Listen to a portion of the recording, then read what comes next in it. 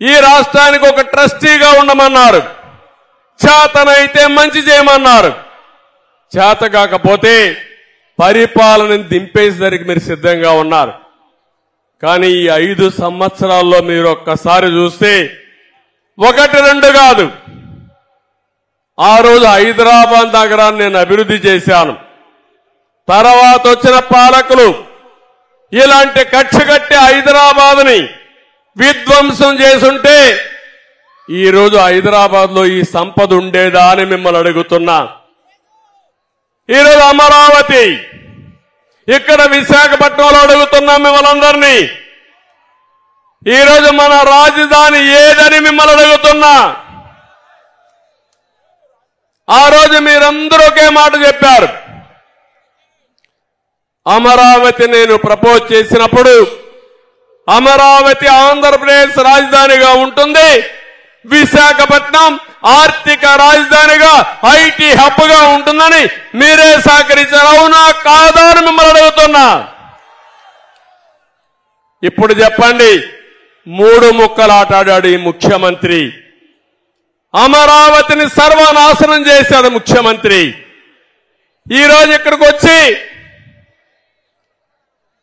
నేను వారం 10 రోజులు విశాఖపట్నంలో బస్సులో ఉండి ఉదువు తుఫాను వల్ల నష్టపోతే మళ్ళీ పూర్తిగా కోలుకున్న తర్వాత ఇక్కడి నుంచి వెళ్ళాను. ఈయన రాక మునిపే రిషికొండ మొత్తం నాశనం చేసి రిషికొండ బోడిగొండగా తయారు చేసి ఒక ముఖ్యమంత్రి విలాసం కోసం 500 కోట్ల రూపాయలు ఖర్చు పెట్టి హక్కు ఎవడిచ్చాడని మిమ్మల్ని అడుగుతున్నా. బాధ అనిపించదాని అడుగుతున్నా. ఓసారి ఆవేదన గుండెలు పిండేసినట్టుంటుంది ఇవన్నీ తలుచుకుంటే. ఏంటి అరాచకం? ఎక్కడికి తీసుకుపోతున్నారు ఇవన్నీ? అమరావతి పూర్తిగా నిర్వీర్యమైపోయింది, విధ్వంసం అయిపోయింది. ఇంకో పక్క పోలవరం రాష్ట్రానికే వరం. ఏం తమ్ముళ్ళు, ఆ రోజు తెలుగుదేశం పార్టీ ఉండుంటే 2020కి పోలవరం పూర్తి చేసి జాతికి అంకితం చేసి ఈరోజు కరువు అనే మాట లేకుండా చేసేవాళ్ళం.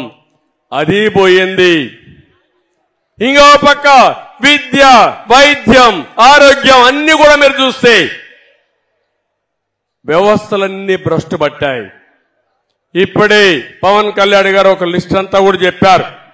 మేము మేనిఫెస్టోలో ఏమేం చేయబోతామో స్పష్టంగా ఆలోచించి తొందరలోనే ఉమ్మడి మేనిఫెస్టో తయారు చేస్తామని వారు చెప్పారు. రోడ్ల వ్యవస్థ పూర్తిగా భ్రష్టు పట్టింది. నేను ఒక్క సెక్టర్ చెప్పడం లేదు, రాష్ట్రంలో ప్రతి ఒక్క సెక్టర్ కూడా పూర్తిగా దెబ్బతిన్నాయి. ఎక్కడికక్కడ విధ్వంసం పాలయ్యే పరిస్థితి వచ్చింది. కడాన మీరు ఒకసారి చూస్తే ఇసుక, లిక్కర్ గాని అన్ని విషయాల్లో కూడా స్వార్థం కోసం రాష్ట్రాన్ని భ్రష్టు పట్టించి మొత్తం దెబ్బతినే పరిస్థితికి వచ్చాం. వైఎస్ఆర్ కాంగ్రెస్ పార్టీ అబద్ధాల పునాది మీద నిర్మాణం చేసిన పార్టీ ఆ పార్టీ.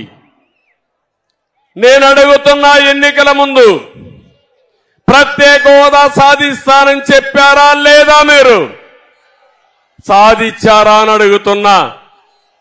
ఇంకో పక్క రైల్వే జోన్ సాధిస్తామని చెప్పారా లేదా? మీరు ఇచ్చారా అని అడుగుతున్నా. మద్యపాన నిషేధం పెట్టిన తర్వాతనే నేను ఓటడుగుతానని మద్యపానం పైన వచ్చే ఆదాయాన్ని తాకట్టు పెట్టి అప్పులు చేసే పరిస్థితికి వచ్చారు. సిపిఎస్ వారంలో రద్దు చేస్తా అన్నారు, చేశారని అడుగుతున్నా. 1-2 కాదు, బాబాయ్ హత్య జరిగితే ఆ హత్య వేరే వాళ్ళపై వేసి హైకోర్టు స్టే తెచ్చుకొని సిబిఐ కావాలని అడిగిన మీరు ఈరోజు సమాధానం చెప్పే పరిస్థితిలో ఉన్నారని అడుగుతున్నా. ఇవే కాకుండా